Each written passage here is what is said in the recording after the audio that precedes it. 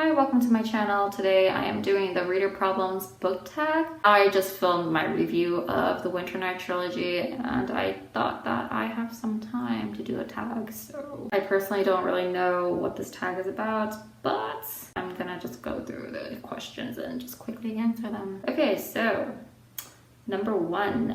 You have 20,000 books on your TBR. How in the world do you decide what to read next? For me, I use my Goodreads to basically, compile books that I just hear might be good. And I don't really have a TBR. I don't really believe in TBRs personally because for me, having a TBR always does pressure me into having this obligation to finish something. And I'm personally a mood reader, so if I ever feel pressured to read, that's when I just don't read. So I don't do TBRs at all, but I do have a Goodreads TBR. The way that I do read is I go into the bookstore, I browse some books, I pick one off the shelf at random that I think looks good, and I just read it. I personally don't like knowing the consensus on a book going in. I don't like to know people's opinions. I don't like to know what the summary of the book is. I don't really like to know anything about a book going in because it does affect my objectivity. Long story short, I don't have a TBR in general. Question number 2. You're halfway through a book and you're just not loving it. Do you quit or are you committed? I am very committed. I don't like to quit books halfway because if I've gotten halfway through a book, then I might as well just at least skim read the rest of the book because I'm just the type of person who likes to know an ending. And that's the thing that I look forward to when I start reading a book. So general tip, if you don't like to DNF a book, the key to not DNFing a book is at the point when you think that you're going to give up on a book, literally just start speed reading, all the way until the end. And then you'll know what that book is about and you can basically say that you've read the entire book. So question number 3. Okay. The end of the year is coming and you're so close but so far away on your Goodreads reading challenge. Do you try to catch up and how? Again, I'm a mood reader. I don't like to commit myself to anything that might pressure me into reading because that usually results in ridiculously huge reading slumps. And I don't think it's very productive personally. So what's the question? Yeah, the end of the year is coming. You're so close but so far away on your Goodreads reading challenge. Do you try to catch up and how? I don't think I would. I don't like to read something really fast just because I have to fulfill a challenge. That book could be something that I would have really enjoyed if I read it slowly. And I don't like to take the risk of me not enjoying a book just because I read it too fast. Okay, number 4. The covers of a series you love do not match. How do you cope? Okay, that is something that I don't like. Okay, so in this case, if the covers don't match, as long as they're all the same height and size and similar sort of artist or whatever, I don't think that I'd be that bothered. But if it's different sizes and whatnot, I don't know. How do I feel about this? I don't even know. My general rule of thumb is if I read a book that I really, really enjoy, I generally like to keep that very first copy of that book that I read. I don't like to throw out books. I don't like to replace books because I have a very high sentimental value to the initial books and the copies that I read first. So unless the covers are just ridiculously mismatched, I don't think I would replace it or anything. It might drive me a little bit nuts, but again, sentimental value is a lot more important to me than, aesthetics. Number 5. Everyone and their mother loves a book you really don't like. Who do you bond with overshared feelings? Look, this is really common for me. I'm, again, a pretty picky reader. I have very specific reading tastes. So I generally have a lot of unpopular opinions about popular books. So this is not, this is so common for me. So, who do I bond with? Nobody. I find it very difficult to find people who have similar opinions to me, but I don't apologize for the opinions that I have. I don't blame anybody else for the opinions that they have. I don't know. You know what? If I do share my frustrations about a book, I would usually rant on it on my blog or on Goodreads. Because again, there's really nobody who shares the similar opinions as I do because I have so many unpopular opinions and there's so many books I'm really frustrated with. So Okay, number 6. You're reading a book and you are about to start crying in public. How do you deal? Have I ever cried in public reading a book? Like, I've definitely teared up. Okay, yeah, I actually have teared up in public. When I'm reading a book in public, I usually tend to put my head down very low and just like have the book up to my face. So, you know, anytime I've cried over a book in public, like, it's not happened that much. I've never been in front of people. So if I'm in like in the corner of Barnes and Noble reading a book, and I start crying, like, I will cry. Like, I don't like to hold back my feelings, so if I cry, I'm gonna cry. Number 7, a sequel of a book you loved just came out, but you've forgotten a lot from the prior novel. Will you reread the book? No. Skip the sequel? Probably no. Try to find a synopsis on Goodreads? Yeah, maybe. Cry in frustration. Cry in frustration. Okay, so if a sequel comes out and I have read the first book but don't really remember it that much, I kind of don't care, you know, like, if I don't remember, I don't remember. I'm just gonna go straight into the sequel. Again, I'm just that type of reader who reads a book to get to the end.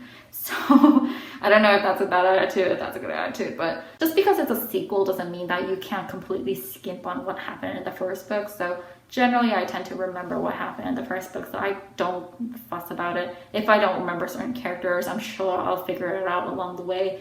And yeah, I'm just that type of reader who just like bulldozes through a book, and I don't care. Like, I don't care if I miss out on certain details, you know, as long as, you know, the general things make sense. Like, if I don't remember the name of a certain side character, like who's very minor side character, I literally don't care. Okay. Number 8, you do not want anyone borrowing your books. How do you politely tell people no when they ask?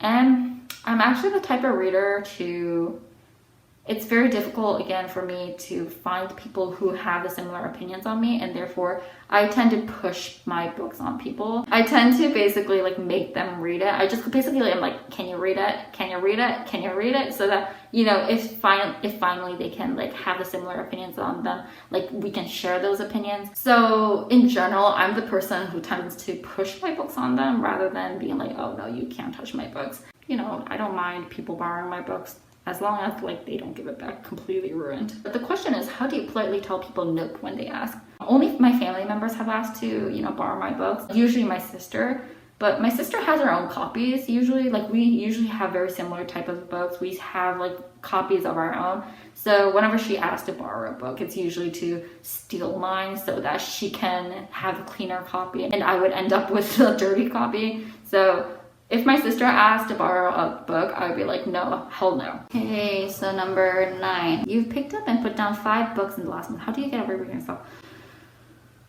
Generally, I don't. Again, I don't tend to put down my books. If I hate something, I will hate read it until the end. It's a matter of pride.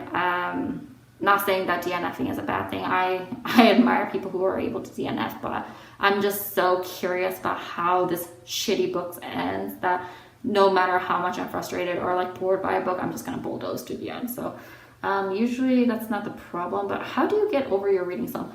Okay, so whenever I get into a reading slump, I literally don't care.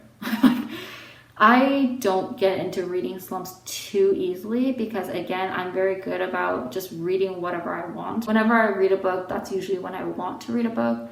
So yeah, not too many reading slumps. But whenever I do get into a reading slump, it's usually because I've forced myself to read too many books. Sometimes I do fall into that temptation. In those cases, the best thing to do is just literally tell myself to stop reading. You know, no guilt there. I literally just watch TV. I am totally okay with not reading anything for like 2 months in a row. I don't feel any guilt in that. Yeah, because reading has to be fun. It doesn't have to be, you know, stressful. You're not any less of a reader simply because you don't read a lot of books.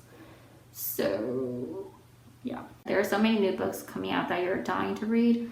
How many do you actually buy? Number 1, I don't, again, you know, keep up with what's coming out or what's popular or whatever. So I don't really know when it comes out. I don't really have that many books that I'm anticipating because, again, there's so many books that I have to read yet. So if there's something that I am really interested in, I probably will go read it at the bookstore. I don't like to buy too many books personally. I am running out of breath. So yeah, for me, I personally don't like to read too many series because series tend to disappoint me along the way. Whenever a new book in a series comes out, it's usually something that I'm not interested in. I have to really be interested in that series to buy that book. I really have to love that series from the get-go for me to go and buy a book. If I'm not interested, I definitely go just read it in the bookstore. So yeah, how many do you actually buy? I don't buy anything. Number 11, after you've bought the new books you can't wait to get to, how long do they sit on your shelf before you get to them?